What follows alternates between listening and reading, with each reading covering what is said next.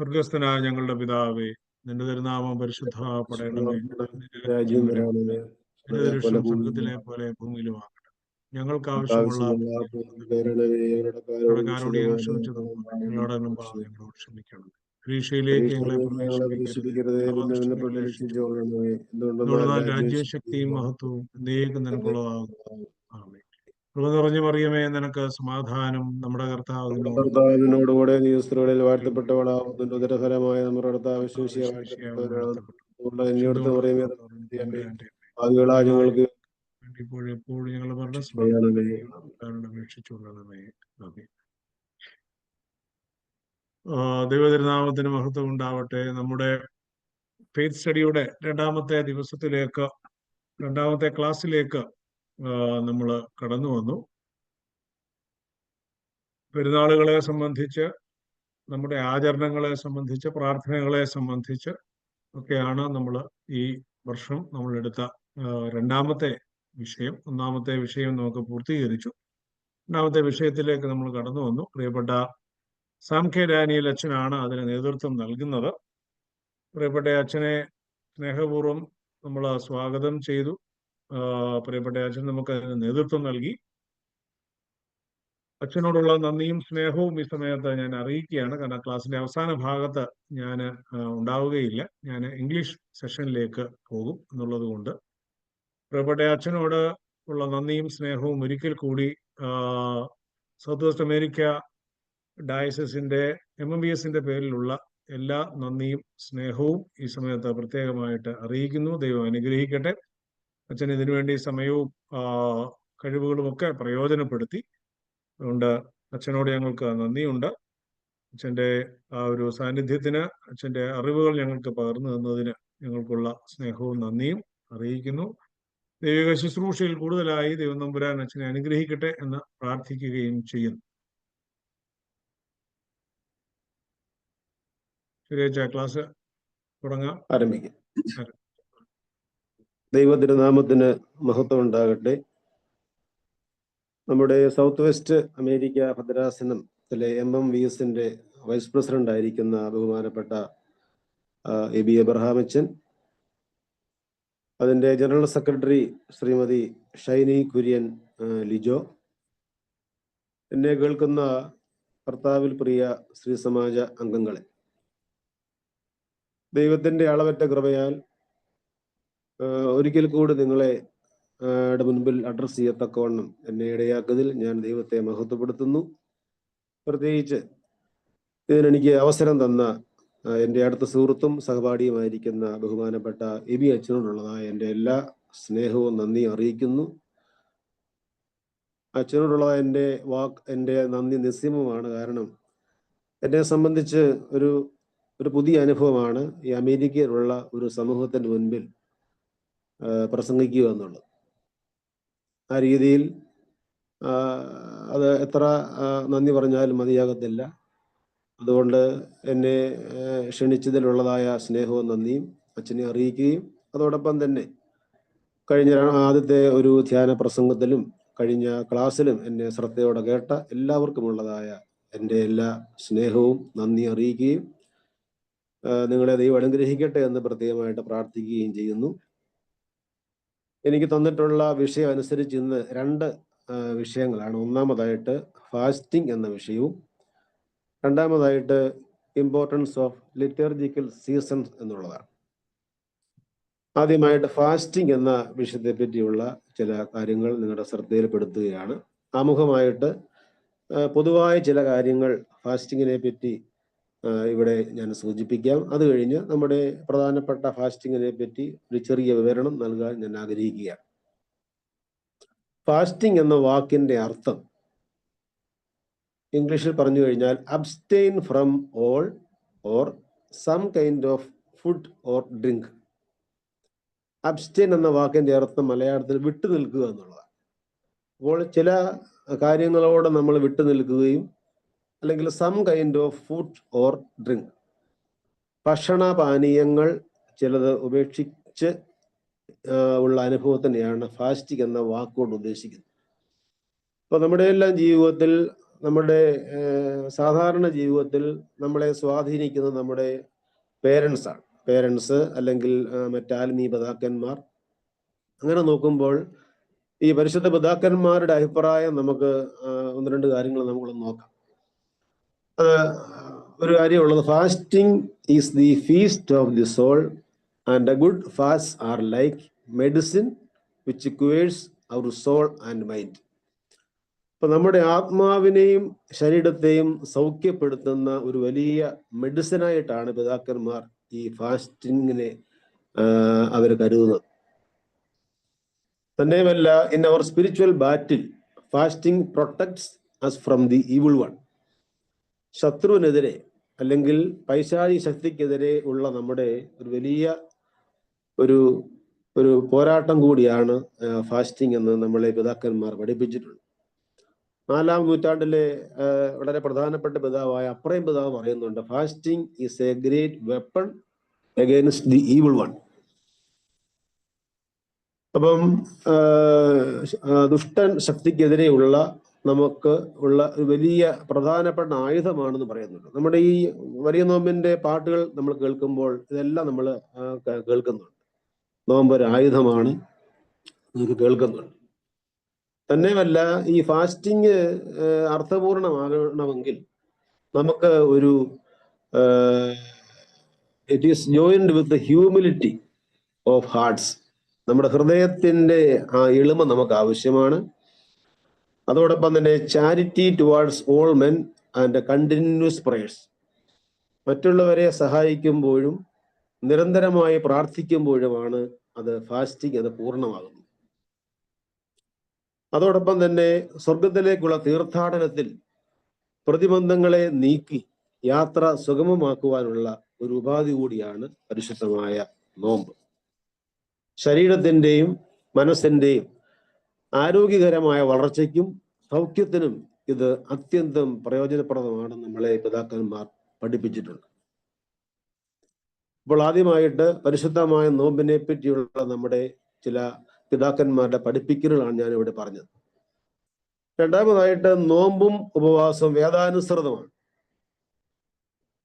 നമ്മുടെ ജീവിതത്തിൽ, ആത്മീയ ജീവിതത്തിൽ നമ്മൾ പരിശോധിക്കുന്നത് രണ്ടാമത്തെ കാര്യമാണല്ലോ ഈ പരിശുദ്ധമായ വേദപുസ്തക വായന. ഇതിൽ പുതിയ നിയമത്തിൽ നമ്മൾ കാണുന്നുണ്ട് കർത്താവ് നോമ്പ് നോറ്റു. നമുക്ക് വളരെ സുപരിചിതമായ വേദഭാഗങ്ങളാണ് വിശുദ്ധ മത്തായി 4-ന്റെ ആദ്യഭാഗം, മർക്കോസ് 1-ന്റെ ആദ്യഭാഗം, ലൂക്കോസ് 4-ന്റെ ആദ്യഭാഗം. അവിടെ നമ്മൾ ഇപ്രകാരം വായിക്കുന്നുണ്ട്, യേശു തമ്പുരാൻ പരീക്ഷിക്കുവാൻ വേണ്ടി ആത്മാവ് അവനെ മരുഭൂമിയിലേക്ക് നടത്തി. അവൻ അവിടെ 40 പകലും 40 രാവും ഉപവസിച്ചു. അപ്പം കർത്താവ് നമ്മളെ കാണിച്ചു തന്ന ഒന്നാണ് നോമ്പ് നോക്കുക, ഉപവസിക്കുക എന്നുള്ളത്. 2 കർത്താവ് പഠിപ്പിച്ചു. വിശുദ്ധ മത്തായി 9-ന്റെ 15-ലും 17-ന്റെ 21-ലും നമ്മൾ അതിനെപ്പറ്റി വായിക്കുന്നുണ്ട്. അതിപ്രകാരമാണ്, മണവാളൻ അവരെ വിട്ടുപിരിയേണ്ട കാലം വരും, അന്ന് ആ കാലത്ത് അവർ ഉപവസിക്കും. വീണ്ടും അങ്ങോട്ട് വായിക്കുന്നു, പ്രാർത്ഥനയാലും ഉപവാസത്താലും അല്ലാതെ ഈ ജാതി നീങ്ങിപ്പോകുന്നില്ല. അപ്പോൾ കർത്താവ് രണ്ടാമതായി നമ്മളെ പഠിപ്പിച്ചു, നിങ്ങൾ നോമ്പ് ഉപവാസം അനുഷ്ഠിക്കണം. മൂന്നാമതായി, ശ്രീഹന്മാർ എങ്ങനെയാണ് ഇതിനെ ആചരിച്ചത്? അപ്പോസ്തല പ്രവൃത്തികൾ 13-ന്റെ 2-ൽ വായിക്കുന്നുണ്ട്, അവർ കർത്താവിനെ ആരാധിച്ചും ഉപവസിച്ചും കൊണ്ടിരിക്കുമ്പോൾ ഞാൻ ബർണ്ണബാസിനെയും ശൗലിനെയും വിളിച്ചിരിക്കുന്ന വേലയ്ക്കായിട്ട് അവരെ എനിക്ക് വേർതിരിപ്പീൻ എന്ന് പരിശുദ്ധാത്മാവ് പറഞ്ഞു. അപ്പോൾ ശ്ലീഹന്മാര് കർത്താവിനെ ആരാധിച്ചും ഉപവസിച്ചു കൊണ്ടിരിക്കുമ്പോൾ എന്ന് വായിക്കുന്നു. അപ്പോൾ മൂന്നാമതായി, ശ്ലീഹന്മാർ അവരുടെ ജീവിതത്തിൽ ഇത് കൃത്യമായി അനുഷ്ഠിച്ചിരുന്നു. അപ്പോസ്തല പ്രവൃത്തികൾ 14-ന്റെ 23-ൽ വായിക്കുന്നുണ്ട്, അവർ സഭതോറും അവർക്ക് മൂപ്പന്മാരെ നിയമിക്കുകയും ഉപവസിച്ചും പ്രാർത്ഥിച്ചും കൊണ്ട് തങ്ങൾ വിശ്വസിച്ച കർത്താവിൽ അവരെ ഭരമേൽപ്പിക്കുകയും ചെയ്തു. അവർ സഭതോറും അവർക്ക് മൂപ്പന്മാരെ നിയമിക്കുകയും ഉപവസിച്ചും പ്രാർത്ഥിച്ചും കൊണ്ട് തങ്ങൾ വിശ്വസിച്ച കർത്താവിൽ അവരെ ഭരമേൽപ്പിക്കുകയും ചെയ്തു. അപ്പോൾ സ്ലീഹന്മാരുടെ ജീവിതത്തിൽ ഉടനീളമുള്ള വളരെ പ്രധാനപ്പെട്ട ഒരു അനുഷ്ഠാനമായിരുന്നു പരിശുദ്ധമായ ഈ ഫാസ്റ്റിംഗ് എന്നുള്ളത്. നാലാമതായി ആത്മനിയന്ത്രണത്തെ പറ്റി പൗലോസിക പഠിപ്പിക്കുന്നു. നമുക്കറിയാമല്ലോ, സ്ലീഹന്മാർ കഴിഞ്ഞാൽ പിന്നെ നമ്മൾ പ്രധാനമായിട്ടും വായിക്കുന്നത് ഈ പരിശുദ്ധനായ പൗലോസ്ലീഹായുടെ ലേഖനങ്ങളാണ്. ആ ലേഖനങ്ങളിൽ ഇപ്രകാരം പറയുന്നുണ്ട്. 1 കൊരിന്ത്യർ 9:27 വായിക്കുന്നുണ്ട്, മറ്റുള്ളവരോട് പ്രസംഗിച്ച ശേഷം ഞാൻ തന്നെ കൊള്ളരുതാത്തവനായി പോകാതിരിക്കേണ്ടതിന് എൻ്റെ ശരീരത്തെ ദണ്ഡിപ്പിച്ച് അടിമയാക്കി അത്രേ ചെയ്യുന്നു. മറ്റുള്ളവരോട് പ്രസംഗിച്ച ശേഷം ഞാൻ തന്നെ കൊള്ളരുതാത്തവനായി പോകാതിരിക്കേണ്ടതിന് എൻ്റെ ശരീരത്തെ ദണ്ഡിപ്പിച്ച് അടിമയാക്കുക അത്രേ ചെയ്യുന്നത്. ഗലാത്യ ലേഖനം 5:24 ക്രിസ്തുയേശുവിലുള്ളവർ ജഡത്തെ അതിൻ്റെ രാഗമോഹങ്ങളോടുകൂടി ക്രൂശിക്കപ്പെട്ടിരിക്കുന്നു. ക്രിസ്തുയേശുവിലുള്ളവർ ജഡത്തെ അതിൻ്റെ രാഗമോഹങ്ങളോടുകൂടി ക്രൂശിച്ചിരിക്കുന്നു. അപ്പോൾ നാലാമതായി പൗലോസ്ലീഹായുടെ ജീവിതത്തിലും ഈ ഉപവാസം വളരെ കൃത്യമായി അദ്ദേഹം അനുഷ്ഠിച്ചു എന്നുള്ളതിൻ്റെ തെളിവാണ് നാം ഇപ്പോൾ വായിച്ചു കേട്ടത്. ഇനിയും ഒരു കാര്യം കൂടി ഞാൻ അതിനെപ്പറ്റി പറഞ്ഞു കൊള്ളട്ടെ. അതായത് നോമ്പിന്റെ ലക്ഷ്യം എന്ന് പറഞ്ഞു കഴിഞ്ഞാൽ ജീവിത ശുദ്ധീകരണമാണ്. നമ്മുടെ ജീവിതത്തിൽ ഭക്ഷണവും ലൗകിക സുഖങ്ങളും ആസ്വദിച്ച് നശിച്ചു പോകാനുള്ളതല്ല എന്ന് മനസ്സിലാക്കണം. മനുഷ്യന്റെ ശരീരം ദൈവം തമ്പുരാന്റെ മന്ദിരമാണ്. നമ്മൾ ഉൽപ്പത്തിയിൽ വായിക്കുന്നുണ്ട്, ദൈവത്തിന്റെ സ്വരൂപത്തിലാണ് മനുഷ്യനെ സൃഷ്ടിച്ചിരിക്കുന്നത്. അതുകൊണ്ടാണ് പൗലോസ്ലീഹ പറയുന്നത്, നിങ്ങൾ ദൈവത്തിന്റെ മന്ദിരമെന്നും ദൈവത്തിന്റെ ആത്മാവ് നിങ്ങളിൽ ഉണ്ടെന്ന് നിങ്ങൾ അറിയുന്നില്ലേ.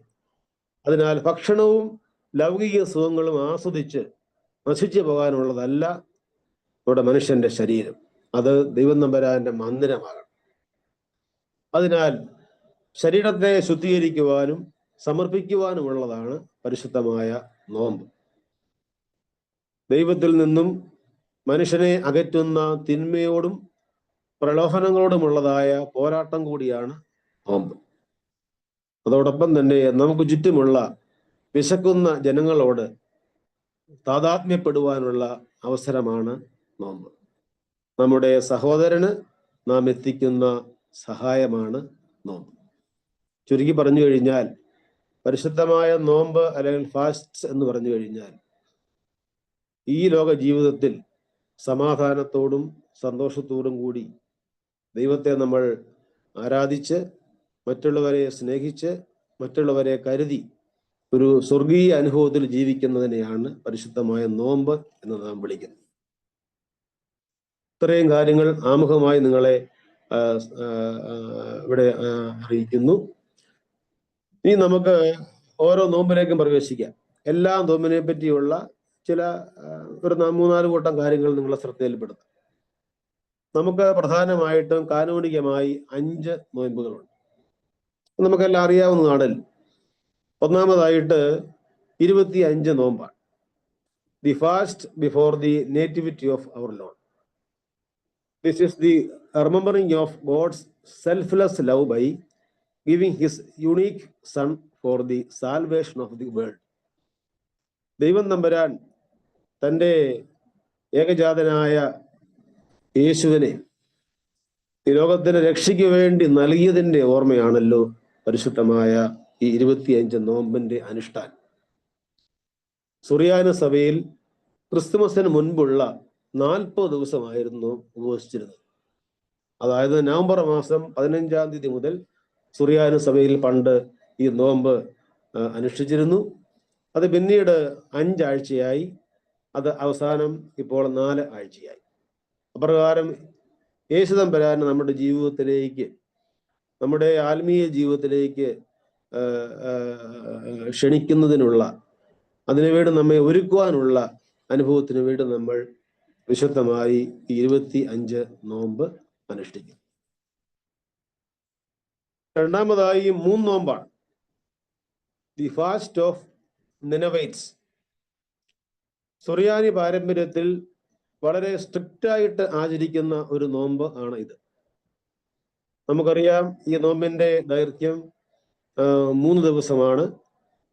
അതെന്തിനാണെന്ന് ചോദിച്ചു കഴിഞ്ഞാൽ, യോനാ പ്രവാചകന്റെ പ്രസംഗം മൂലം മാനസാന്തരപ്പെട്ട നിനവെ പട്ടണത്തിന്റെ അനുഭവം ഓർക്കാൻ വേണ്ടിയാണ് നമ്മൾ ഈ നോമ്പ് ആചരിക്കുന്നത്. യോന 3 ദിവസം മത്സ്യത്തിന്റെ വയറ്റിൽ കിടന്ന് പ്രാർത്ഥിച്ചു. അതോടൊപ്പം തന്നെ നിനവെ നിവാസികൾ, മനുഷ്യരും മൃഗങ്ങളും ഭക്ഷണപാനീയങ്ങൾ വെടിഞ്ഞ് ഉപവസിച്ച് പ്രാർത്ഥിച്ചു. അവസാനം ദൈവം അവരെ ശിക്ഷയിൽ നിന്ന് വിടുവിക്കുകയും ചെയ്തു.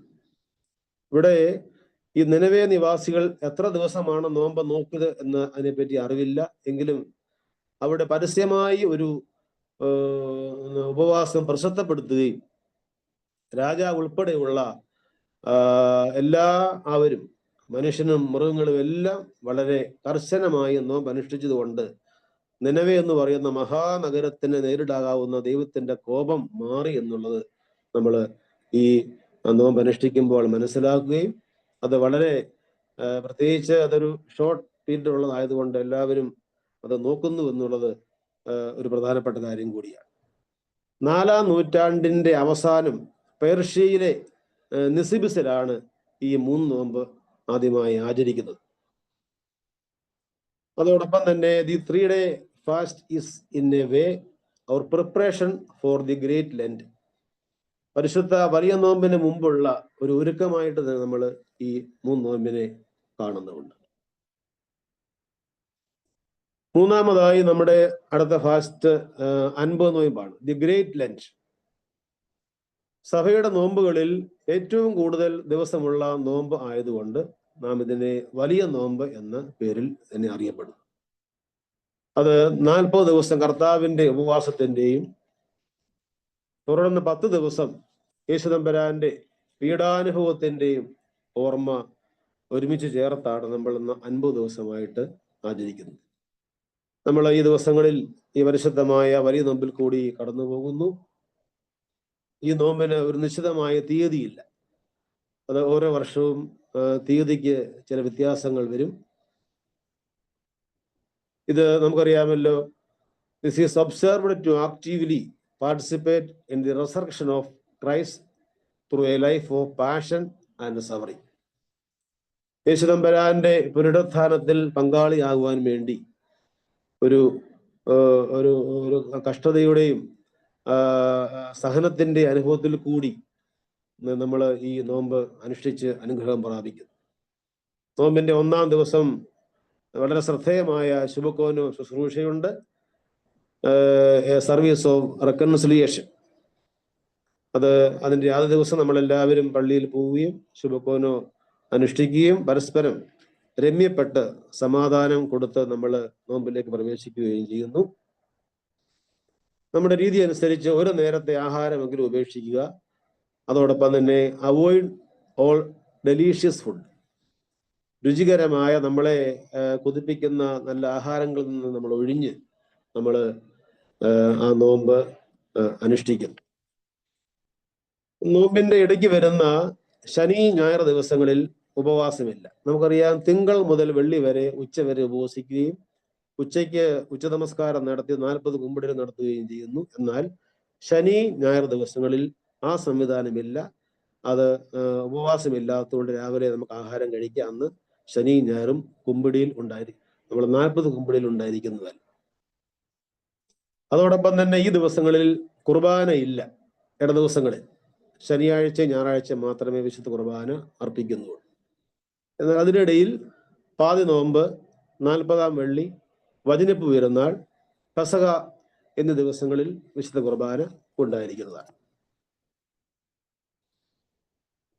ആദ്യത്തെ 3 നൂറ്റാണ്ടുകളിൽ ഈസ്റ്ററിന് മുൻപ് 2 ദിവസം മാത്രമേ ഈ നോമ്പുണ്ടായിരുന്നു. ഫസ്റ്റ് 3 നൂറ്റാണ്ടുകളിൽ.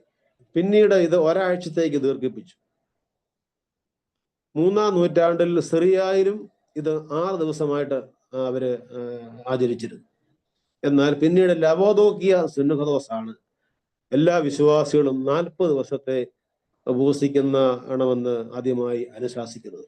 അങ്ങനെ 4-ാം നൂറ്റാണ്ടിന്റെ അവസാനമായപ്പോഴേക്കും മിക്കവാറും എല്ലാ സഭകളും 40 ദിവസത്തെ നോമ്പ് അംഗീകരിച്ചിരുന്നു. അപ്രകാരം നമ്മുടെ എല്ലാം ജീവിതത്തിൽ വളരെ ശ്രദ്ധേയമായി നമ്മൾ നോക്കുകയും അനുഗ്രഹം പ്രാപിക്കുകയും ചെയ്യുന്ന ഒന്നാണ് ഈ പരിശുദ്ധമായ വലിയ നോമ്പ്. നാലാമതായി ശ്രീഹാ നോമ്പാണ്, ദി അപ്പോസിൽസ് ഫാസ്റ്റ്. ഇതെന്തിനാണ് ആചരിക്കുന്നത്? ശ്രീഹന്മാരെ പോലെ ദൈവവേല ചെയ്യുന്നതിനും നമ്മെയും ദൈവം തമ്പുരാന്റെ വേലയ്ക്കായി തിരഞ്ഞെടുത്തിരിക്കുന്നു എന്ന് ഓർക്കുന്നതിന് വേണ്ടി ഈ നോമ്പ് ക്രമീകരിച്ചിരിക്കുകയാണ്. ഇതിന്റെ ആരംഭത്തെ പറ്റി കൃത്യമായ അറിവ് കാണുന്നില്ല. നമ്മുടെ സഭയിൽ ഇത് 13 ദിവസമാണ്. അതായത് 12 അപ്പോസ്തലന്മാരെയും ജാതികളുടെ അപ്പോസ്തലനായ പൗലോസ്ലീഹായെയും ഓർക്കുന്ന ദിവസമാണ് ഈ പരിശുദ്ധമായ 13 നോമ്പ്. അതിന് കറക്റ്റ് ഡേറ്റ് ഉണ്ട്. എല്ലാ വർഷവും ജൂൺ മാസം 16-ാം തീയതി മുതൽ 29 വരെയുള്ള ദിവസങ്ങളിലാണ്. അപ്പോൾ അതോടൊപ്പം തന്നെ 30-ാം തീയതി സ്നേഹന്മാരെ മൊത്തം ഓർത്തുകൊണ്ട് നമ്മൾ വിശുദ്ധ കുർബാന അനുഷ്ഠിക്കുന്നു.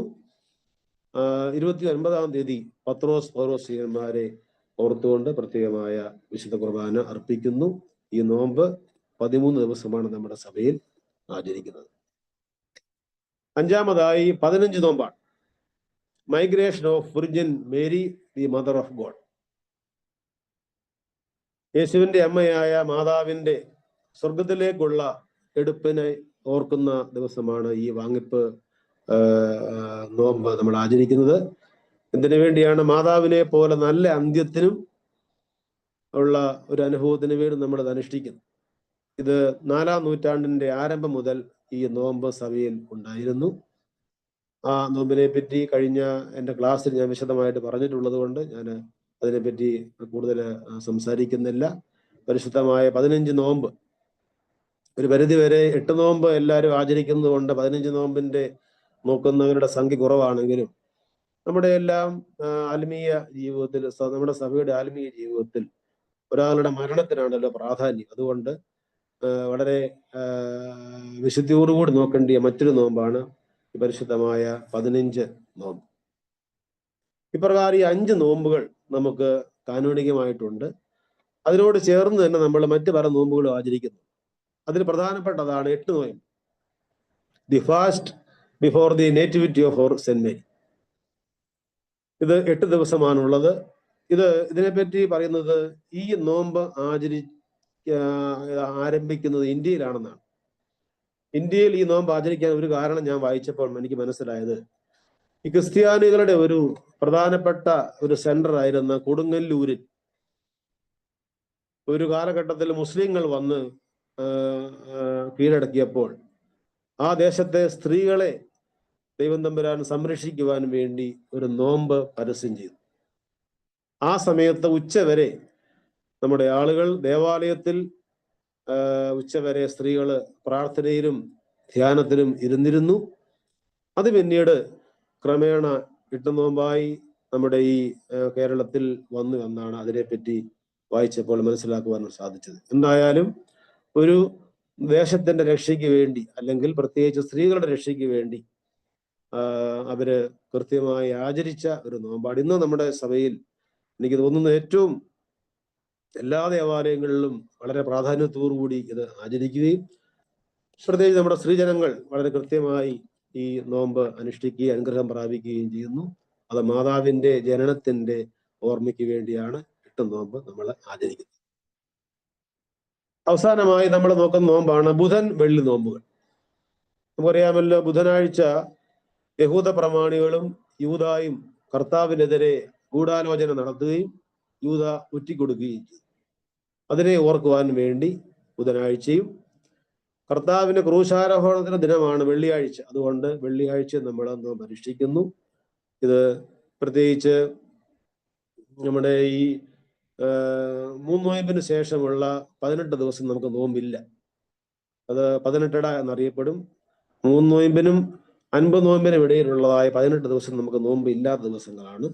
അതോടൊപ്പം തന്നെ ഈസ്റ്റർ കഴിഞ്ഞ് 50 ദിവസം, ഈസ്റ്റർ മുതൽ പെന്തിക്കോസ്ത് വരെയുള്ള ഒരു ദിവസവും നോമ്പില്ല എന്നുള്ളതും കൂടി നിങ്ങളെ ഈ സമയത്ത് അറിയിക്കുന്നു. ഇപ്രകാരം നമ്മുടെ സഭയുടെ നോമ്പിന്റെ ക്രമീകരണം ഇങ്ങനെയാണ്: 5 കാനോനികമായ നോമ്പും, പിന്നീട് 8 നോയമ്പും, പിന്നീട് ബുധൻ വെള്ളി ദിവസങ്ങളുള്ളതായ നോമ്പ്.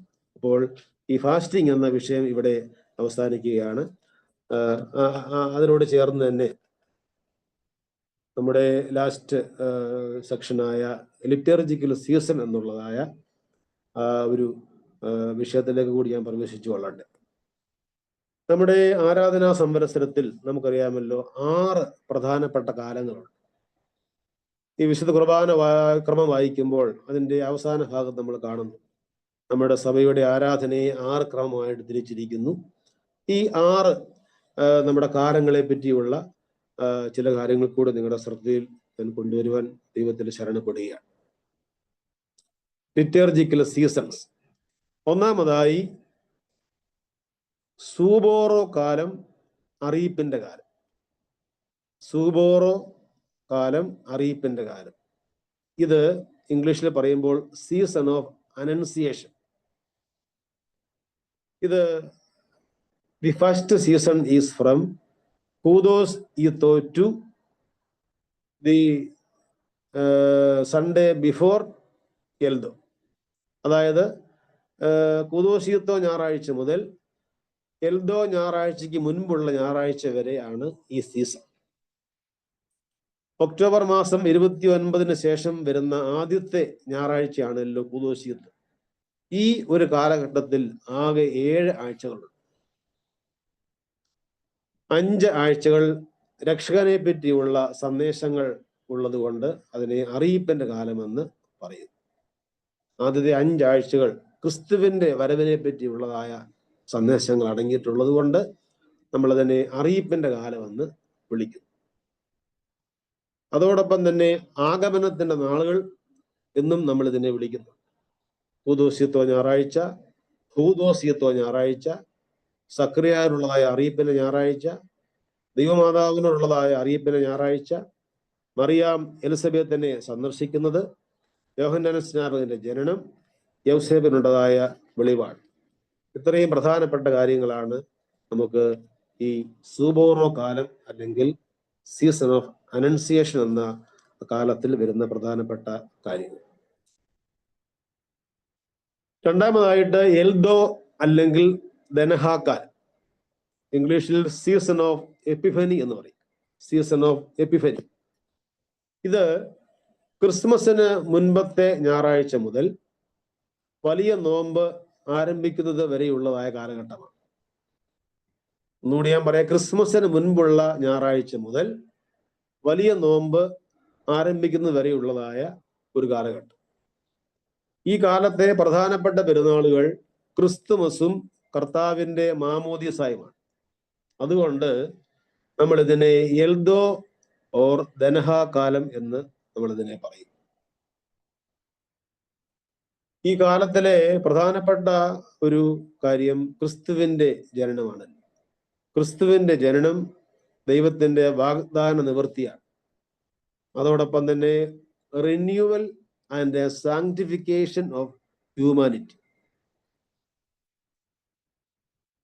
മനുഷ്യകുലത്തിന്റെ വിശുദ്ധീകരണത്തിന് വേണ്ടിയും പുതുക്കത്തിന് വേണ്ടിയുമുള്ള ഒരു കാലഘട്ടമാണ് ഈ എൽദോ ദനഹാക്കാലം. അതോടൊപ്പം തന്നെ we prepare for God's coming among us. ക്രിസ്തു നമ്മിലേക്ക് വരുവാനും വേണ്ടി നമ്മൾ ഒരുങ്ങുകയാണ്. നമ്മുടെ വീട്ടിൽ ഒരു ഗസ്റ്റ് വരുമ്പോൾ നമ്മൾ വീടും പരിസരവും എല്ലാം ഭംഗിയായിട്ട് സൂക്ഷിക്കുന്നത് പോലെ നമ്മുടെ ആത്മീയ ജീവിതത്തിൽ ക്രിസ്തുവിനെ നമ്മുടെ ഹൃദയത്തിലേക്ക് വീണ്ടും വീണ്ടും ക്ഷണിക്കാനുള്ള, കൊണ്ടുവരുവാനുള്ളതായ ഒരു കാലഘട്ടമായി നാം ഈ കാലഘട്ടത്തിനെ കാണുന്നു. ദനഹ പെരുന്നാൾ ഈ കാലത്തിലാണ് ഉള്ളത്. അത് ദനഹ എന്ന് പറഞ്ഞാൽ മാമോദീസയാണ്. അപ്പൊ ഓരോ മാമോദീസ നാം സംബന്ധിക്കുമ്പോൾ എൻ്റെ അഭിപ്രായത്തിൽ ദനഹ പെരുന്നാൾ മാത്രമല്ല, നമ്മൾ ആരുടെ മാമോദീസായ്ക്ക് പോകുമ്പോഴും നമ്മൾ വളരെ ശ്രദ്ധയോടെ അതിൽ പങ്കെടുക്കണം. കാരണം മറ്റൊന്നുമല്ല, നമ്മൾ ഒരു സമയത്ത് നമ്മുടെ ചെറുപ്പത്തിൽ നമ്മുടെ അറിവില്ലാത്ത ഒരു സന്ദർഭത്തിൽ ഈ ശുശ്രൂഷയിൽ നമ്മൾ അനുഭവിച്ചവരാണ്. അത് റീബർത്ത് ഓഫ് ഫെയ്ത്ത്ഫുൾ, വിശ്വാസിയുടെ വീണ്ടും ജനനമാണ്. അപ്പോൾ ഓരോ മാമോദീസായി, ക്രിസ്തുവിന്റെ മാമോദീസ മാത്രമല്ല, നമ്മൾ പങ്കെടുക്കുന്ന എല്ലാ മാമോദീസായും നമ്മുടെ ജീവിതത്തിലെ ഒരു രൂപാന്തരത്തെ പറ്റി ചിന്തിക്കുവാനും ധ്യാനിക്കുവാനുമുള്ള ഒരു വലിയ ഒരു സുവർണാവസരം കൂടിയാണ്. അതോടൊപ്പം തന്നെ എംഫസിസ് ഓഫ് ക്രൈസ്റ്റ് ഗ്രോത്ത്, യേശുതമ്പുരാന്റെ വളർച്ചയുടെ ഒരു കാലഘട്ടമായി നമ്മൾ ഇതിനെ കാണുന്നു. അതുകൊണ്ട് ഒരു വിശ്വാസിയുടെ ജീവിതത്തിൽ ആത്മീയമായി വളരുവാനുള്ള ഒരു പ്രചോദനം നൽകുന്ന ഒരു കാലഘട്ടമാണ് ഈ എൽദോ അല്ലെങ്കിൽ ദനഹാക്കാൽ, സ്പിരിച്വൽ ഗ്രോത്ത് ഓഫ് ഫെയ്ത്ത്. അതോടൊപ്പം തന്നെ ഈ ദിവസങ്ങളിൽ നമ്മൾ ഓർക്കുന്ന പ്രധാനപ്പെട്ട കാര്യങ്ങളാണ് ഡിസംബർ 26 ദൈവമാതാവിന്റെ പുകഴ്ച, ദനഹായുടെ പിറ്റേന്ന് സ്നാപകയോഹന്നാന്റെ ശിരച്ഛേദം, ജനുവരി മാസം 8 ആദ്യത്തെ രക്തസാക്ഷിയായ സ്തേഫാനോസിന്റെ ഓർമ്മ. പിന്നീട് ഈ കാലഘട്ടത്തിന്റെ അവസാനത്തെ ഞായറാഴ്ചയാണ് ആനിയത ഞായറാഴ്ച. എല്ലാ വിശ്വാസികളായ വാങ്ങിപ്പോരെ ഓർക്കുന്നു. അതിനു മുൻപ് കൊഹനെ ഞായർ, എല്ലാ വാങ്ങിപ്പോയ ആചാര്യന്മാരെ ഓർക്കുന്നു. അതിനു മുൻപുള്ള ദിവസമാണ് കൊഹനെ ഞായറിന്റെ മുൻപത്തെ തിങ്കളാഴ്ചയാണല്ലോ 3 നോയമ്പ്. അപ്പോൾ ഈ ഒരു കാലഘട്ടം വളരെ പ്രധാനപ്പെട്ട ഒരു കാലഘട്ടമാണ് എൽദോ അല്ലെങ്കിൽ ദനഹാക്കാൽ. മൂന്നാമതായി നോമ്പ് കാലം or season of great lent. നമ്മൾ ഇപ്പോൾ ഈ കാലഘട്ടത്തിൽ കൂടിയാണ് കടന്നു പോകുന്നത്. നോമ്പ് കാലം, സീസൺ ഓഫ് ഗ്രേറ്റ് ലെൻറ്റ്. കുത്തനെ ഞായറാഴ്ച മുതൽ ദുഃഖശനിയാഴ്ച വരെയുള്ള 7 ആഴ്ചക്കാലമാണ് ഈ നോമ്പുകാലം. ഇത് വലിയ നോമ്പിന്റെ കാലഘട്ടമാകയാൽ നോമ്പുകാലം എന്ന് അറിയപ്പെടുന്നു. ഈ ദിവസങ്ങളിൽ വളരെ പ്രധാനപ്പെട്ട സംഭവങ്ങളുടെ അനുസ്മരണം കൂടിയുണ്ട്. വചനപ്പ് പെരുന്നാൾ ഈ കാലഘട്ടത്തിലാണ്.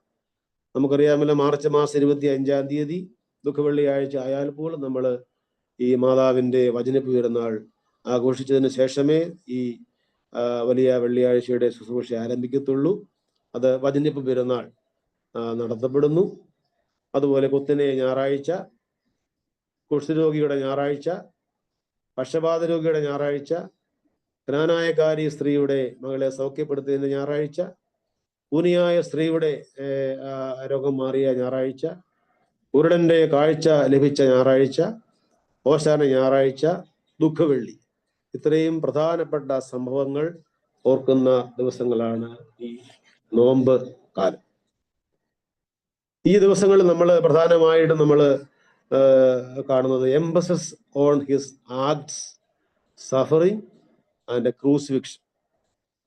ക്രിസ്തുവിന്റെ ഈ ലോക ജീവിതത്തിലെ പ്രധാനപ്പെട്ട പ്രവർത്തനങ്ങൾ, അദ്ദേഹത്തിന്റെ സഹനം, അദ്ദേഹത്തിന്റെ ക്രൂശീകരണം. ഇവിടെ നമ്മൾ ഈ കാലഘട്ടത്തിൽ നമ്മൾ മനസ്സിലാക്കേണ്ടത് റിപ്പൻഡൻസ് ഓഫ് ഫെയ്ത്ത്ഫുൾ ആണ്. വിശ്വാസിയുടെ ജീവിതത്തിലെ ഈ അനുതാപം അല്ലെങ്കിൽ ക്രിസ്തുവിന്റെ മുൻപിലുള്ള നമ്മുടെ ജീവിതത്തിന്റെ പാപബോധം, പശ്ചാത്താപം, അനുതാപത്തിൻ്റെതായ ദിവസങ്ങളാണ് ഈ പരിശുദ്ധമായ വലിയ നോമ്പ്. അത് ആര് യഥാർത്ഥമായി അനുഷ്ഠിക്കുന്നു അവർക്ക് ദൈവത്തിന്റെ കൃപ ഉണ്ടാകും എന്നുള്ളതിന് യാതൊരു സംശയമില്ല. അതുകൊണ്ട് മൂന്നാമത്തെ കാലഘട്ടമാണ് സീസൺ ഓഫ് ഗ്രേറ്റ് ലെൻറ്റ് അഥവാ നോമ്പ് കാലം. നാലാമതായി കെംദ കാലമാണ്. കെംദ കാലം ഓർ പെന്തിക്കോസ്തി കാലം. ഇത് കർത്താവിന്റെ ഉയർപ്പ് മുതൽ പെന്തിക്കോസ്തി വരെയുള്ളതായ 7 ആഴ്ചകളാണ്. കർത്താവിന്റെ ഉയർപ്പ് മുതൽ പെന്തിക്കോസ്തി വരെയുള്ള 7 ആഴ്ചകൾ. അപ്പൊ ഇതിന്റെ ഒരു പ്രത്യേകത, ആദിമകാലത്ത് ഉയർപ്പ് ദിവസത്തോടനുബന്ധിച്ച് മാമോദീസ മുങ്ങുന്ന ഒരു പതിവ് ഉണ്ടായിരുന്നു. പണ്ട് അങ്ങനെയായിരുന്നു. യേശുതമ്പുരാന്റെ ഉയർപ്പിനോടനുബന്ധിച്ച് മാമോദീസ മുങ്ങുന്നവർ ആ ഒരാഴ്ച മുഴുവൻ, ഈസ്റ്റർ മുതൽ പുതുഞായറാഴ്ച വരെയുള്ള ദിവസം മുഴുവനും വെള്ള വസ്ത്രം ധരിച്ചുകൊണ്ടാണ് അവർ നടന്നിരുന്നത്. അതിനാൽ ഉയർപ്പ് മുതൽ പുതുഞായർ വരെ നമ്മൾ അതിനെ ഹേവോറോ അല്ലെങ്കിൽ വെണ്മയുടെ ദിനങ്ങൾ എന്ന് വിളിക്കപ്പെടാറുണ്ട്. നമ്മുടെ വിശുദ്ധ കുർബാന ക്രമത്തിൽ അതിന്റെ അവസാന ഭാഗത്ത് കാണുന്നുണ്ട് ഹേവോറോ ആഴ്ച എന്ന് നമ്മൾ വായിക്കുന്നു. അതിന്റെ കാരണം ഇതാണ്, ഉയർപ്പിന്റെ സമയത്ത് മാമോദിസ മുങ്ങിയവർ ആ ആഴ്ച മുഴുവനും വെള്ളവസ്ത്രം ധരിച്ചുകൊണ്ടാണ് നടന്നിരുന്നത്. അതിന്റെ പ്രധാനപ്പെട്ട കാരണം ക്രിസ്തുവിന്റെ ഉയർപ്പിന്റെ സമയത്ത് നമ്മൾ കാണുന്നുണ്ട്, ശ്രീഹന്മാർ കണ്ട കാഴ്ച വെള്ളവസ്ത്രം ധരിച്ച ഒരു പുരുഷൻ ക്രിസ്തുവിന്റെ ഉയർപ്പിനെ പറ്റി ചില കാര്യങ്ങൾ അറിയിക്കുന്നുണ്ട്. അതുകൊണ്ടാണ് നമ്മൾ വെള്ളവസ്ത്രം ധരിക്കുന്നത്. നമ്മുടെ പള്ളികളിലും ആ ദിവസങ്ങളിൽ നമ്മുടെ മിക്കവാറും എല്ലാ ആളുകളും വെള്ളവസ്ത്രം ധരിച്ചുകൊണ്ടാണ് പള്ളിയിൽ വരുന്നത്. ആ രീതിയിൽ കെംദ പെന്തക്കോസ്തി കാലഘട്ടത്തിലുള്ള 7 ആഴ്ചകൾ വളരെ പ്രധാനപ്പെട്ട ആഴ്ചകൾ കൂടിയാണ്.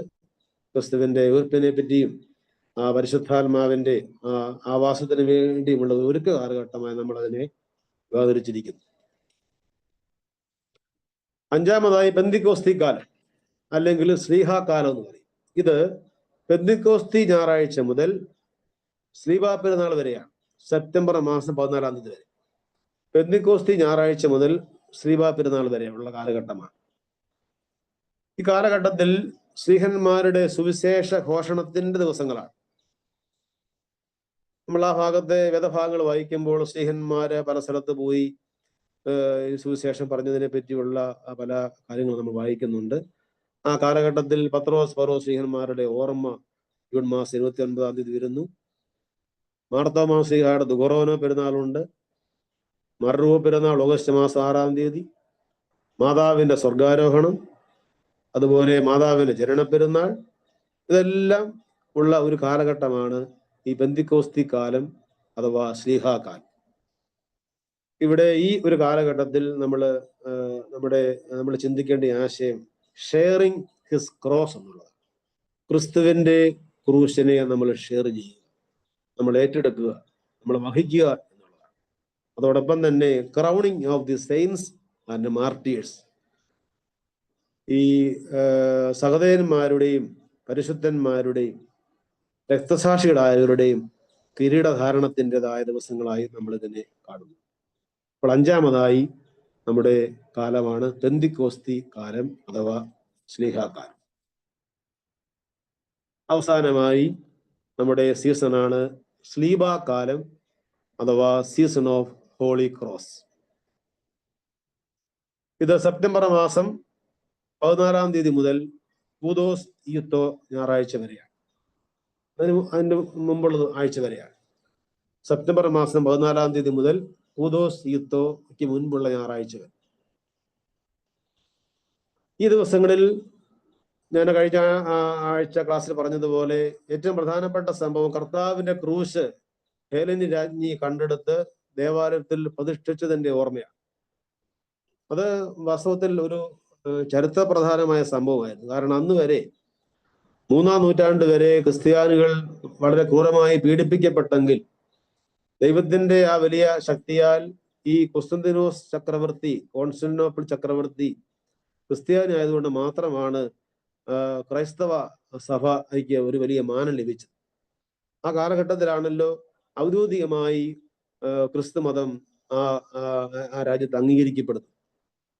അതുകൊണ്ട് കർത്താവിനെ ക്രൂശ് കണ്ടെടുത്ത ഹേലനി രാജ്ഞി കണ്ടെടുത്ത ദേവാലയത്തിൽ പ്രതിഷ്ഠിച്ചതിന്റെ ഓർമ്മ കൂടിയാണ്. അപ്പോൾ യെരുശലേമിലുള്ള പല ദേവാലയങ്ങളും ആ കാലഘട്ടത്തിൽ പണിതിട്ടുള്ളതാണ്. അത്രമാത്രം പ്രാധാന്യമുള്ള ഒരു പെരുന്നാളാണ്, ഒരു അവസരമാണ് ഈ ശ്ലീബാകാലം.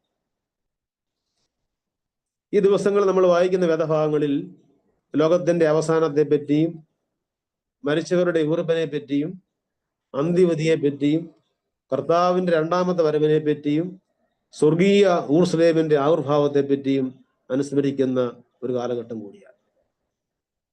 അപ്പൊ വളരെ പ്രധാനപ്പെട്ട ഒരു കാലം തന്നെയാണല്ലോ ഇത്.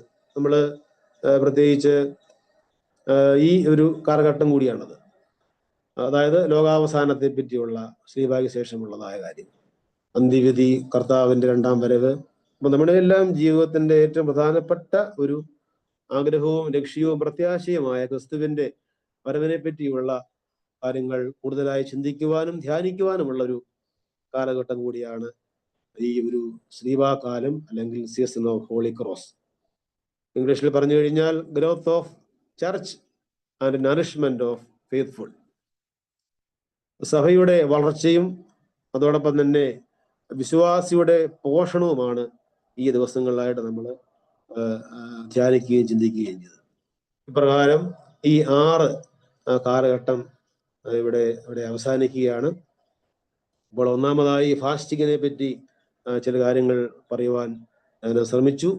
രണ്ടാമതായി നമ്മുടെ സഭയുടെ ലിറ്റർജിക്കൽ സീസൺ 6 പ്രധാനപ്പെട്ട കാലത്തെ പറ്റി പറയുവാൻ സാധിച്ചു. എൻ്റെ ഈ ക്ലാസ് ഇവിടെ ചുരുക്കുകയാണ്. എന്തെങ്കിലും സംശയത്തിന് മുമ്പായിട്ട് ഒരു വാക്ക് നന്ദി പറഞ്ഞുകൊള്ളട്ടെ. എന്നെ സംബന്ധിച്ച് ഞാൻ നേരത്തെ പറഞ്ഞതുപോലെ തന്നെ എൻ്റെ ജീവിതത്തിലെ വളരെ പ്രധാനപ്പെട്ട ഒരു സമയമായിരുന്നു ഇത്. കാരണം ആദ്യമായിട്ടാണ് ഞാൻ ഓൺലൈൻ വഴിയായി അമേരിക്കയിലുള്ള ഒരു സമൂഹത്തോട് സംസാരിക്കുന്നത്. കുറച്ച് ഭയമുണ്ടായിരുന്നു. കാരണം മറ്റൊന്നുമല്ല, ആദ്യമായിട്ട് അമേരിക്കയിലുള്ള ആൾക്കാരോട് സംസാരിക്കുന്നു. 2, ഇതൊരു ഡിവൈസ് വെച്ചാണ് നമ്മൾ ഉപയോഗിക്കുന്നത്. അപ്പോൾ ഒരു മൊബൈൽ ഫോൺ ഉപയോഗിക്കുമ്പോൾ എന്തെങ്കിലും ഇടയ്ക്ക് തടസ്സമോ ബുദ്ധിമുട്ടോ ഉണ്ടാവാൻ സാധ്യതയുണ്ട്. ദൈവത്തിന്റെ അളവറ്റ കൃപയാൽ വളരെ ഭംഗിയായിട്ട് തന്നെ ഈ 3 ക്ലാസ്സും, ഒന്നാമത്തെ പ്രസംഗവും 2 ക്ലാസ്സും ഭംഗിയായിട്ട് പൂർത്തിയാക്കുവാൻ എനിക്ക് സാധിച്ചു. അതുകൊണ്ട് എനിക്കും ഒത്തിരി ഗുണമുണ്ടായി. കാരണം കേൾക്കുമ്പോൾ വലിയ കാര്യങ്ങളൊന്നും അല്ലെങ്കിൽ തന്നെയും ഇതുമായി ബന്ധപ്പെട്ട ഒത്തിരി കാര്യങ്ങൾ ഞാൻ പഠിക്കാൻ എനിക്കിടയായി. ഒത്തിരി പുസ്തകങ്ങൾ റെഫർ ചെയ്തു. അത് പ്രത്യേകിച്ച് ഇപ്പോൾ ഒരു ചെറിയ പള്ളി ഇരിക്കുന്നതുകൊണ്ട് ധാരാളം സമയമുണ്ട്. ആ സമയം വെറുതെ കളയാതെ ദേവിയച്ഛൻ എന്നെ ഒരു വലിയ ഉത്തരവാദിത്വം ഏൽപ്പിച്ചത് കൊണ്ട് അത് കൂടുതൽ പഠിക്കാൻ എനിക്കിടയായി. അച്ഛനോടുള്ള നന്ദി നിസ്സീമമാണ് വീണ്ടും ആവർത്തിക്കുകയാണ്. ബഹുമാനപ്പെട്ട അച്ഛൻ എനിക്ക് അവസരം തന്നു. ദൈവത്തെ മഹത്വപ്പെടുത്തുന്നു. അതോടൊപ്പം തന്നെ നമ്മുടെ ശ്രീമതി ഷൈനി കുര്യൻ ലിജോ ജനറൽ സെക്രട്ടറിയാണ്. വളരെ നല്ല ഒരു പെരുമാറ്റ രീതിയുള്ള ഒരാളായിട്ട് ഞാൻ കാണുന്നു. പ്രത്യേകിച്ച് ഞാൻ ഓർക്കുകയായിരുന്നു, ഞാൻ അച്ഛനോട് ഷെയർ ചെയ്തു, ഫസ്റ്റ് മീറ്റിങ്ങിൽ നിങ്ങൾ സംബന്ധിച്ചപ്പോൾ നിങ്ങളുടെ പെരുമാറ്റ രീതികൾ, ഒന്നാമത്തെ ധ്യാന യോഗത്തിൽ നിങ്ങളുടെ ഓരോരുത്തരുടെയും പ്രാർത്ഥന, ധ്യാന, അതുപോലെ തന്നെ പെരുമാറ്റ രീതി, സംസാരം, ഇതെല്ലാം വളരെ പക്വമായിട്ടും വളരെ ചിട്ടയായിട്ടുമായിരുന്നു. അത് ഒത്തിരി സന്തോഷമുണ്ട്. അമേരിക്കയിലുള്ള നിങ്ങളുടെ ജീവിതത്തിൽ ദൈവത്തിന്റെ ഒത്തിരി കൃപ ലഭിച്ചുകൊണ്ടിരിക്കുകയാണല്ലോ. അതുകൊണ്ട് നമ്മൾ എവിടെ പോയി ജീവിച്ചാലും ദൈവത്തെ നമ്മൾ മറന്നു കളയാതെ ദൈവത്തിലുള്ളതായ ശരണത്തിൽ നമ്മൾ ജീവിക്കുക. നമ്മുടെ ജീവിതത്തിൽ സമ്പത്തോ സമൃദ്ധിയോ വർദ്ധിക്കുന്നതോറും നമ്മുടെ ജീവിതത്തിൽ വിനയവും താഴ്മയും വർദ്ധിക്കണം. ആ രീതിയിൽ ദൈവം അനുഗ്രഹിക്കട്ടെ. ഈ ക്ലാസ് ശ്രദ്ധയോടെ കേട്ട എല്ലാവർക്കും ഉള്ളതായ നന്ദി സ്നേഹം അറിയിക്കുന്നു. ഇപ്പോൾ അവിടെ രാത്രിയാണ്. ഒരു നല്ല രാത്രി ആശംസിക്കുന്നു. ഈ പരിശുദ്ധമായ നോമ്പ് തുറന്ന് നിങ്ങൾ ആചരിക്കുവാനും അനുഷ്ഠിക്കുവാനും അതുവഴി ദൈവത്തിന് കൃപ ലഭിക്കുവാനും ഇടയാകട്ടെ എന്ന് പ്രാർത്ഥിച്ചു. ഒരിക്കൽ കൂടി ഈ ദിവസങ്ങളിലായി എന്നെ ശ്രദ്ധയോടെ കേട്ട എല്ലാവർക്കും എൻ്റെ എല്ലാ സ്നേഹവും നന്ദിയും പ്രാർത്ഥനയും അറിയിച്ചുകൊണ്ട് ഞാൻ എൻ്റെ വാക്കുകൾ അവസാനിപ്പിക്കുന്നു. എന്തെങ്കിലും ഇതുമായി ബന്ധപ്പെട്ട് ചോദിക്കാനുണ്ടെങ്കിൽ നിങ്ങൾക്ക് എന്നോട് ചോദിക്കാവുന്നു.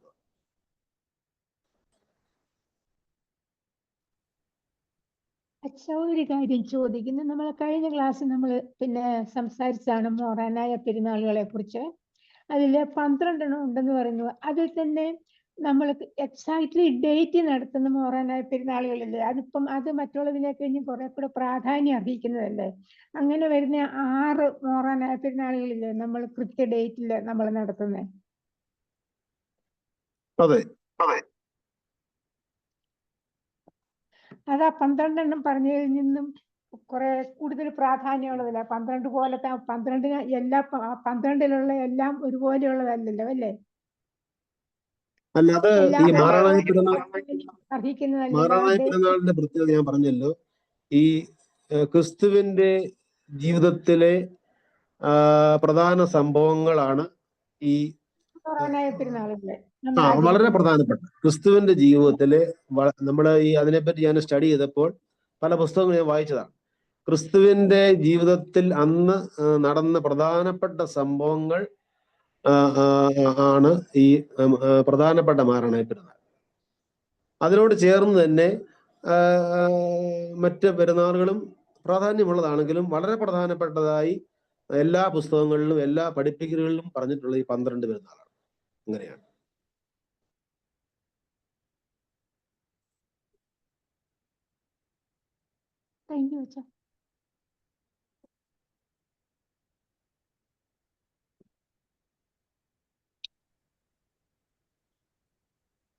കഴിഞ്ഞ ആഴ്ച ഒരു ചോദ്യം എന്നോട് ചോദിച്ചു. ഞാൻ റിപ്ലൈ പറയാൻ അത് എനിക്ക് പറ്റിയില്ല. അതായത് നമ്മളെ പുളിപ്പുള്ള അപ്പത്തിന്റെ നമ്മൾ ആചരിക്കുന്ന നമ്മുടെ ആചരിക്കുന്ന വിശുദ്ധ കുർബാന പുളിപ്പുള്ള അപ്പം ഉപയോഗിക്കുന്നു. അതിന്റെ പ്രധാനപ്പെട്ട കാരണം ക്രിസ്തു ആചരിച്ച പെസഹ യഹൂദന്മാരുടെ പെസഹ ആയിരുന്നില്ല. യഹൂദന്മാരുടെ പെസഹായിൽ നമുക്കറിയാമല്ലോ, അത് ആടിനെ അറക്കണം, കൈപ്പിജീര കഴിക്കണം, അങ്ങനെ പല നിയമങ്ങളുണ്ട്. പക്ഷെ യേശു ക്രിസ്തു നമ്മൾ വായിക്കുന്നുണ്ട് എല്ലാ വിശുദ്ധ കുർബാന യേശു തമ്പുരാൻ സാധാരണ അപ്പം എടുത്ത് മുറിച്ചെന്നാ പറയുന്നത്. സാധാരണ അപ്പം എന്നുള്ള വാക്കിന് ഉപയോഗിക്കുന്ന ഒരു വാക്കാണ്, സുറിയാനി വാക്കാണ് അവിടെ ഉപയോഗിച്ചിരിക്കുന്നത്. അപ്പോൾ ക്രിസ്തു ആചരിച്ച പെസഹ എന്ന് പറഞ്ഞാൽ അന്ത്യ അത്താഴം, അത് യഹൂദന്മാരുടെ പെസഹയല്ല. അതുകൊണ്ടാണ് സാധാരണ അപ്പമാണ്. പുളിപ്പില്ലാത്ത അപ്പത്തിന് ഉപയോഗിക്കുന്ന വാക്ക് വേറെയാണ്, പുളിപ്പുള്ള അപ്പത്തിന് ഉപയോഗിക്കുന്ന വാക്ക് വേറെയാണ്. അപ്പോൾ അവിടെ നമ്മൾ വായിക്കുന്ന അർത്തോസ് എന്നൊരു വാക്കാണ്. ആ വാക്ക് എന്ന് പറഞ്ഞാൽ സാധാരണ അപ്പം. സാധാരണ അപ്പം പുളിപ്പുള്ള അപ്പമാണ്. അതുകൊണ്ടാണ് നമ്മൾ പുളിപ്പുള്ള അപ്പം ഉപയോഗിക്കുന്നത്. അച്ഛാ, ബുധനാഴ്ച നമ്മൾ എടുക്കുന്ന ഫാസ്റ്റിങ്ങിന് മാതാവുമായിട്ട് എന്തെങ്കിലും റിലേഷൻ ഉണ്ടോ അച്ഛാ? ഫാസ്റ്റിങ്ങിന് മാതാവുമായിട്ട് ബന്ധമില്ല. നമ്മൾ ബുധൻ ദിവസം നമ്മൾ ആരാധനയുടെ ഒരാഴ്ചയിൽ ബുധനാഴ്ച മാതാവിനെ ഓർക്കുന്ന ദിവസമാണെങ്കിൽ തന്നെയും അവിടെ നമ്മൾ ക്രിസ്തുവിന്റെ കഷ്ടാനുഭവത്തോട് ബന്ധപ്പെടുത്തിയാണ് നമ്മുടെ ആ ബുധൻ വെള്ളി നമ്മൾ നോക്കുന്നത്. ക്രിസ്തുവിനെ ക്രൂശിക്കുന്നതിന് മുൻപുള്ള ആ ക്രിസ്തുവിനെ ഒറ്റി കൊടുക്കുന്ന, അല്ലെങ്കിൽ യഹൂദന്മാര് ക്രിസ്തുവിനെ എതിരെ ആരോപണം ഉന്നയിക്കുന്ന ദിവസമായതുകൊണ്ടും പിടിച്ചതിന്റെ ദിവസമായതുകൊണ്ടും യേശുവിനെ പിടികൂടിയ ദിവസമായതുകൊണ്ടും അതിന് മാതാവുമായിട്ടൊരു ബന്ധമില്ല. ഓക്കെ, താങ്ക് യു അച്ഛാ. ഈ അച്ഛ ഒരു ക്വസ്റ്റ്യനോട്, ഈ നോയമ്പുകളെല്ലാം എല്ലാ രാജ്യങ്ങളിലും ഉള്ള ഓർത്തഡോക്സ് സഭയിലും ഉണ്ടോ, അതോ മലങ്കര സഭയിലെ നോയമ്പുകളെ എല്ലാ ഓർത്തഡോക്സ് സഭയിലും എല്ലാ രാജ്യങ്ങളിലും? എല്ലാ ഓർത്തഡോക്സ് സഭയിലും നോമ്പ് ഉണ്ട്, പക്ഷേ അതിനെല്ലാം വ്യത്യാസങ്ങളുണ്ട്. അതായത് ഈ ഞാൻ ആദ്യം പറഞ്ഞല്ലോ, നമ്മുടെ ഈ ആദ്യ നൂറ്റാണ്ടിൽ നോയമ്പ് അധികം ഇല്ലായിരുന്നു. പിന്നീട് ക്രമേണ ഓരോ സഭകൾ ഓരോ ദിവസങ്ങൾ ഇങ്ങനെ ആചരിച്ചപ്പോൾ നമ്മൾ ആചരിക്കുന്ന പോലെ കൃത്യമായ നോമ്പിന്റെ തീയതികളോ ഡേറ്റുകളോ എല്ലാ സഭയ്ക്കും ഇല്ല. നമ്മുടെ നാട്ടിൽ തന്നെ മറ്റ് പല സഭകളും ഇത്രമാത്രം കർശനമായിട്ട് നോക്കാൻ പഠിപ്പിക്കുന്നില്ല. ഞങ്ങൾ സെമിനാരി പഠിക്കുമ്പോൾ അറിയാം, കത്തോലിക്ക സെമിനാരിയിൽ പലപ്പോഴും ആഹാരത്തിന്റെ ക്രമീകരണം ഉള്ളതുപോലെ അല്ല ഞങ്ങളുടെ സെമിനാരിയിലെ ആഹാര ക്രമീകരണം. എന്ന് പറഞ്ഞതുപോലെ എല്ലാ സഭയിലും നോമ്പുണ്ടെങ്കിലും ആ സഭയുടെ ആത്മീയ പിതാക്കന്മാർ ഓരോ വ്യത്യസ്തമായ രീതിയിൽ ആചരിക്കുവാനാണ് അവരെ പഠിപ്പിക്കുന്നത്.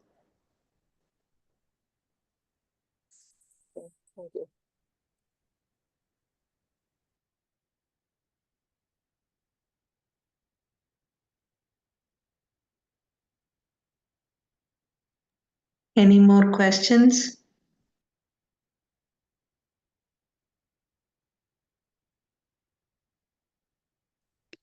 ഞാൻ ചോദിച്ചതേ, നമ്മൾ ഈ ഒരു നോയമ്പ് കഴിഞ്ഞിട്ട് 3 നോയമ്പ് കഴിഞ്ഞിട്ട് 50 നോയമ്പ് നോക്കുന്ന ആ സമയത്ത്, അപ്പോൾ ആ ബുധനാഴ്ച വെള്ളിയാഴ്ച നമ്മൾ നോയമ്പ് നോക്കുന്നുണ്ടോ?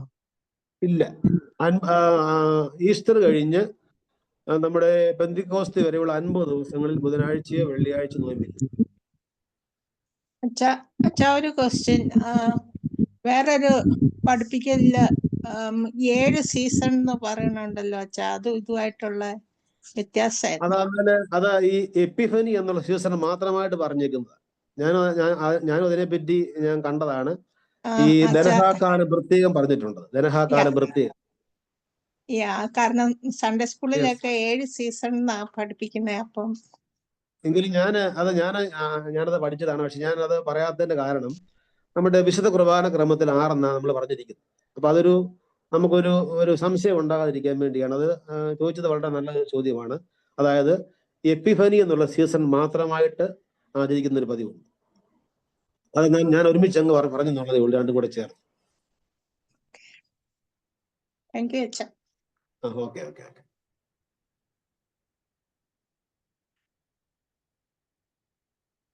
Any more questions?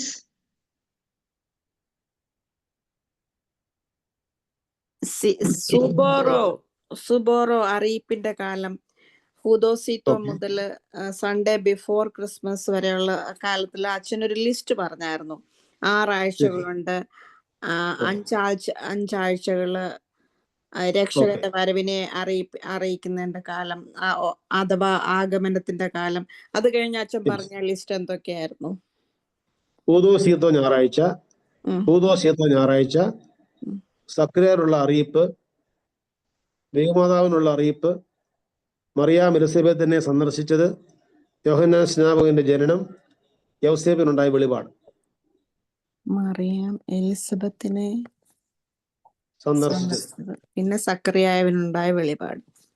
യെസ് അല്ല, സക്രിയുള്ള ഹുദോസിയത്തോ സക്രിയുള്ള അറിയിപ്പ്, ദൈവമാതാവിനുള്ള അറിയിപ്പ്, മറിയാം എലിസബത്തിനെ സന്ദർശിക്കുന്നത്, യോഹന്നാൻ സ്നാപകന്റെ ജനനം, യൗസേപ്പിനുണ്ടായ വെളിപാട്.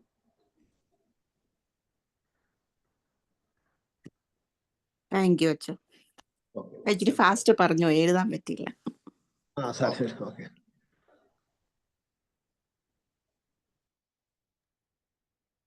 Any more questions?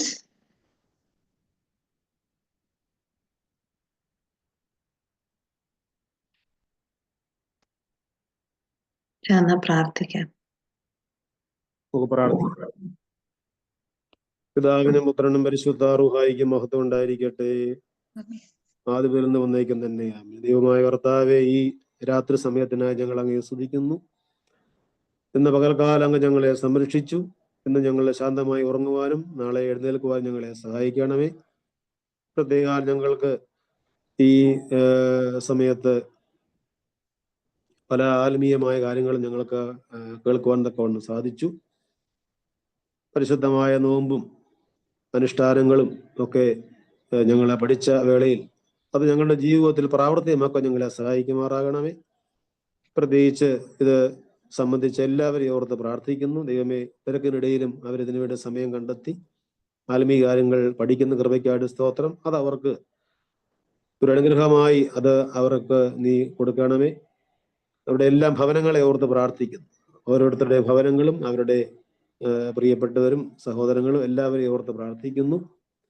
ഞങ്ങളുടെ ജീവിതത്തിൽ പ്രത്യേകിച്ച് പരിശുദ്ധമായ വലിയ നോമ്പിന്റെ വേളയിൽ അത് ഭംഗിയായി ആചരിക്കുവാനും അനുഷ്ഠിക്കുവാനും ഞങ്ങളെ ഇടയാക്കണമേ. കർത്താവെ, ഈ സമാജത്തിന്റെ പ്രവർത്തകരെ, പ്രത്യേകിച്ച് ബീച്ചിനെയും ജനറൽ സെക്രട്ടറി ആയിരിക്കുന്ന ഷെയ്നിയും അതുപോലെ മറ്റ് വൈദികരെയും അതിൻ്റെ എല്ലാ പ്രവർത്തകരെ ഓർക്കുന്നു. ഈ പ്രസ്ഥാനം ഏറ്റവും ഭംഗിയായിട്ട് മുന്നോട്ട് പോകത്തക്കോണം ഇടയാക്കത്തക്കോണം ഞങ്ങൾ പ്രാർത്ഥിക്കുന്നു. തിരുമേനിയെ ഓർത്ത് പ്രാർത്ഥിക്കുന്നു. അമേരിക്കയിലുള്ള എല്ലാ ആത്മീയ സംഘടനകളെയും ഓർത്ത് പ്രാർത്ഥിക്കുന്നു. കർത്താവെ, ഞങ്ങളെല്ലാവരും കുറവുള്ളവരും ഭാവികളും ഒക്കെ ആകുന്നു. ഞങ്ങളെ അങ്ങ് അനുഗ്രഹിക്കുകയും ഞങ്ങളുടെ പാപങ്ങളും തെറ്റുകളും ക്ഷമിക്കുകയും ചെയ്യണമേ. ഞങ്ങളുടെ സകല മരിച്ചവരെ ഓർത്ത് പ്രാർത്ഥിക്കുന്നു. ഞങ്ങൾ നിനക്കും നിന്റെ പിതാവിനും പരിശുദ്ധാത്മാവിനും സ്തുതിയും സ്തോത്രവും സമർപ്പിക്കുന്നു. അത് ഇപ്പോഴും എല്ലായ്പ്പോഴും എന്ന് വന്നേക്കും തന്നെ.